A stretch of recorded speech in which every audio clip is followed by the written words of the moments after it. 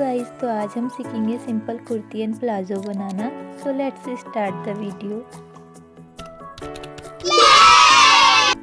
तो सबसे पहले हम कुर्ती की मार्किंग कर लेंगे। सबसे पहले हम लेंथ इसकी मार्क कर रहे हैं, उसके बाद हम इसके गले की मार्किंग करेंगे। हमें जितना चाहिए हम उसके अकॉर्डिंग अपना रख सकते हैं। फिर उसके बाद हम शोल्डर की भी मार्किंग कर लेंगे। शोल्डर की मार्किंग करने के बाद फिर हम इसकी जो लेंथ है उसकी पूरी मार्किंग कर लेंगे। अब जो भी हमने मार्किंग की है हम उसकी कटिंग कर लेते हैं।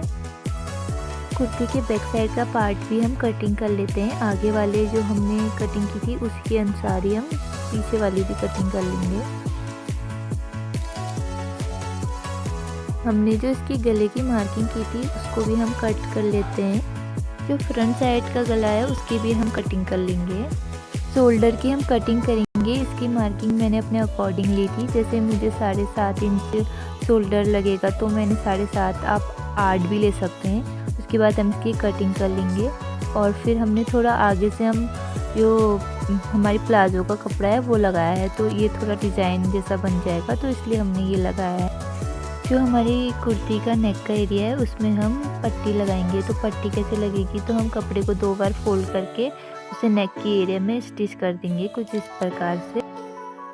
फिर हम उसको फोल्ड करके अंदर की साइड स्टिच कर लेंगे। फिर कुर्ती के जो दोनों पार्ट हैं उस शोल्डर की एरिया से हम उसको स्टिच कर रहे हैं।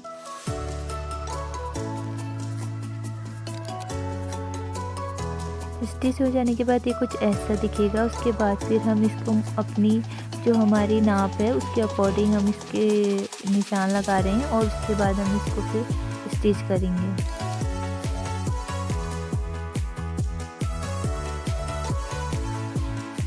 फिर जो हमने मार्किंग की है वहाँ पर हम स्टिचिंग करेंगे। स्टिच होने जाने के बाद ये कुछ ऐसी दिखेगी। उसके बाद हम स्लीव्स को भी हम जॉइन कर लेंगे।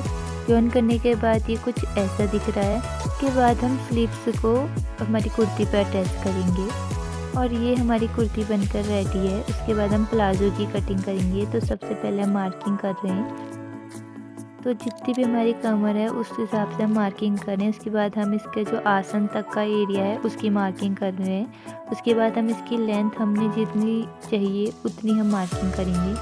उसके बाद जो हमने 2 यहाँ मार्क किए थे उसको हम ऐसे जॉइन कर लेंगे आपस में।